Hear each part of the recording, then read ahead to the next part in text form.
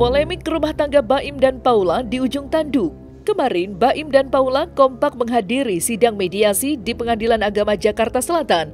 Tak banyak kata yang keluar dari keduanya saat ditemui awak media. Sontak saja, sikap diam Paula mengundang sejumlah tanya.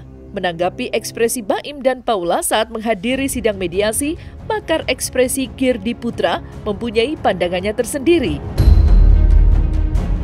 Dan berikut pandangan pakar ekspresi Kirdi Putra melihat gerak dan gelagat Baim dan Paula saat bersua di sidang mediasi Pengadilan Agama.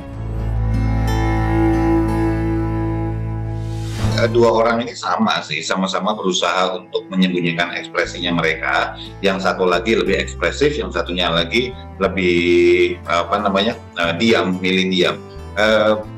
Dari Baimnya sendiri, dia menyembunyikan dengan cara banyak tersenyum, banyak ketawa gitu, banyak keluar. Nah, itu adalah barrier dia atau tameng dia supaya orang nggak tahu apa yang benar-benar dia rasakan.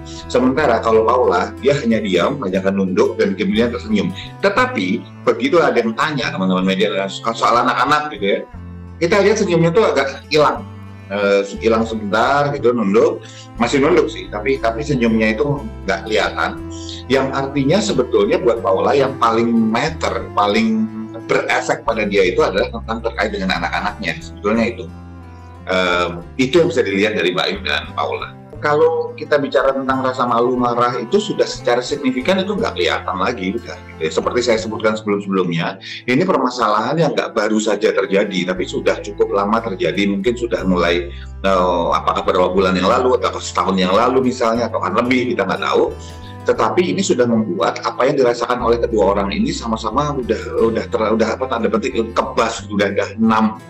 Jadi yang ditampilkan hanya menutupi perasaan saat itu, yang rata-rata kalau Paula itu adalah perasaan sedih, sementara kalau Baim lebih cenderung perasaan katakanlah ketidaknyamanan dia yang ditutupi dengan ketawa, dengan senyum sana senyum sini. Karena itu memang cara Baim, kalau misalnya untuk menutupi perasaan nggak sukanya dia atas suatu hal, perasaan takut dia atas suatu hal, atau sedihnya dia atas suatu hal. Kalau kita lihat track recordnya Baim selama ini, dia akan menutupi itu dengan cara tersenyum, kalau melemparin joke seperti itu, bercanda. Dan ini bukan Baim sendirian, banyak orang di Indonesia yang menutupi rasa sakit, pedih, putus asanya dia dengan ketawa, dan itu Baim. Minta doanya saja itu adalah kata-kata standar, baku, template yang digunakan oleh banyak orang, apakah itu influencer, selebriti, pejabat yang berkasus, apakah kasus perceraian, apakah kasus ketangkap karena korupsi, atau kasus karena segala macam gitu ya. Jadi buat saya itu tidak menandakan apapun, kecuali bahwa dia berusaha menghindar dari untuk menjawab pertanyaan teman-teman media lebih lanjut. Kenapa? Ya bisa jadi nggak mau kemudian dianalisa seperti ini gitu. Misalnya dia lebih baik cari aman deh. Dan dia, Baim perlu diingat bahwa dia memakai kacamata berwarna, salah satunya adalah mempersulit kita untuk menganalisa dia secara langsung, karena akan menutup wajah bagian atas. Semua alternatif itu selalu tidak pernah hilang sampai nol. Dan kemungkinan berbagai macam kemungkinan, dari yang paling negatif sampai yang paling positif. Pertanyaan paling sederhana adalah kalau sidang mediasinya gagal, kedua belah pihak memutuskan untuk stand on their ground istilahnya. Mereka tetap untuk di terms mereka masing-masing, syarat mereka masing-masing, keputusan mereka masing-masing. Artinya mereka berdua sudah tidak mau untuk tanda petik ya kembali, karena tidak ada merasa mengalah. Cuma sesuatu yang indah dilihat, itu enggak, itu cinta-cintaan zaman dulu, cinta monyet. Cinta yang dalam artian sebenarnya adalah kemauan untuk mau mengalah, mau berkorban untuk pasangannya, dan melihat itu bukan sebuah pengorbanan, tetapi bentuk dan kalau dua orang ini sudah memutuskan tidak mau bersikokoh posisinya masing-masing, itu artinya walaupun nangis kayak apapun juga ada dalam hati lagi. Sesederhana itu melihatnya. Dan buat saya apa yang ditampilkan oleh Baim dan Paula itu sudah menunjukkan bahwa mereka nggak mau lagi balik. Sementara itu, tidak dapat dipungkiri memang jika sorotan tajam masyarakat benar-benar tertuju kepada Baim Wong dan Paula Verhoeven saat ini. Tidak hanya melalui ekspresi dan raut wajah yang ditampilkan keduanya di persidangan, tetapi juga unggahan-unggahan mereka di media sosial. Apalagi unggahan mereka sangatlah kontras terasa. di mana Baim Wong memilih untuk memamerkan keharmonisan bersama kedua buah hati, sedangkan Paula nampak sering mengunggah potongan video ceramah dari seorang ustadz. Dan potongan video unggahan Paula pun tak kalah disorot. Pasalnya, ia menyinggung soal penyakit kejiwaan secara Islam. Siap. 1, 2, 3.